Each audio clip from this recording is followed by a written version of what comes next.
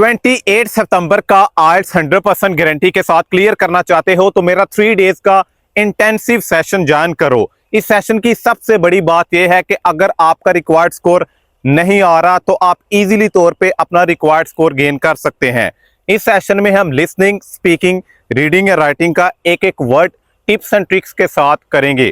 और सबसे बड़ी बात यह है, अगर स्पीकिंग की बात की जाए, स्पीकिंग के अंदर जो चीजें मैं आपको करवाऊंगा, जो टॉपिक्स मैं आपको प्रिपेयर करवाऊंगा, रियल एग्जाम में 100% एक्यूरेसी के साथ वही टॉपिक्स आपको देखने को मिलेंगे। तो आप इजीली तौर पे अपना रिक्वायर्ड स्कोर गेन कर पाएंगे। इसमें आपकी स्पीकिंग की 1-to-1 प्रैक्टिस होगी कि आपने 9 बैंड और 8 बैंड का आंसर कैसे प्रोवाइड करना है और आपकी ग्रामर कैसी होनी चाहिए। फॉर एग्जाम्पल, अगर डू से क्वेश्चन स्टार्ट हुआ है, आपने कौन कौन से एक्सप्रेशंस को यूटिलाइज करना है, कौन कौन सी इडियोमैटिक लैंग्वेज को यूज करना है, कौन कौन से फ्रेजल वर्ब्स को यूटिलाइज करना है। अगर आप अपना रिक्वायर्ड स्कोर गेन करना चाहते हो तो इस सेशन को लाजमी तौर पे ज्वाइन करना।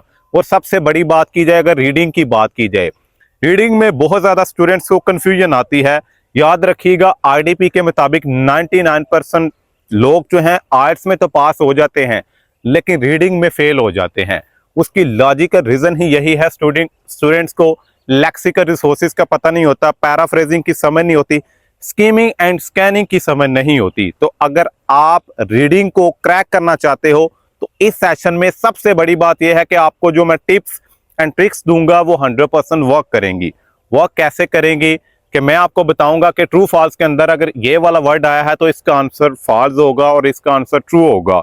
मतलब यह कि आप पैसेज में जाए बगैर इतना आइडेंटिफाई कर पाओगे कि मेरा जो एक्चुअल आंसर है वो ट्रू रहने वाला है या फॉल्स रहने वाला है। इसी तरह एमसीक्यू में मैं आपको जो टिप्स एंड ट्रिक्स दूंगा, आप पैसेज में जाए बगैर इजीली तौर पे अपना आंसर फाइंड कर पाओगे।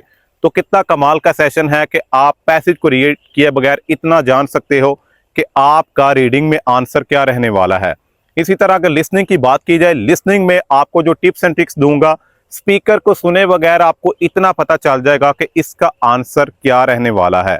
तो बार बार आर्ट्स का पेपर देने से बेस्ट यही है कि फर्स्ट अटेम्प्ट के अंदर इसको टिप्स एंड स्ट्रेटजीज के साथ क्लियर किया जाए। और अगर स्मार्ट स्ट्रेटजी के साथ किया जाए जिसमें आपको इतनी ज्यादा एफर्ट भी ना करनी पड़े, मेहनत भी ना करनी पड़े, तो इससे बड़ी बात कोई हो ही नहीं सकती।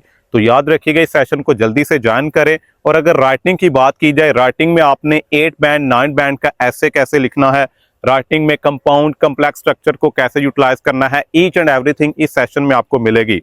सबसे बड़ी बात यह है, आपका रिक्वायर्ड स्कोर लेके आना ये हमारी रिस्पॉन्सिबिलिटी है। तो देर किस बात की, अभी से इस सेशन को ज्वाइन करें। बहुत सारे लोग कहते हैं कि इस सेशन की फी काफी ज्यादा हाई है, लेकिन एक चीज माइंड के अंदर रखिएगा, फी मैटर नहीं करती।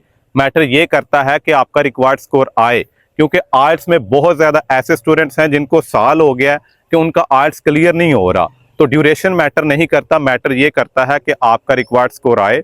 तो अगर आप भी फर्स्ट अटेम्प्ट में अपना रिक्वायर्ड स्कोर गेन करना चाहते हो तो बिना टाइम वेस्ट किए हुए अभी व्हाट्सएप पे कांटेक्ट करो। मैं डिस्क्रिप्शन में अपना जो है वो कांटेक्ट प्रोवाइड कर दूंगा।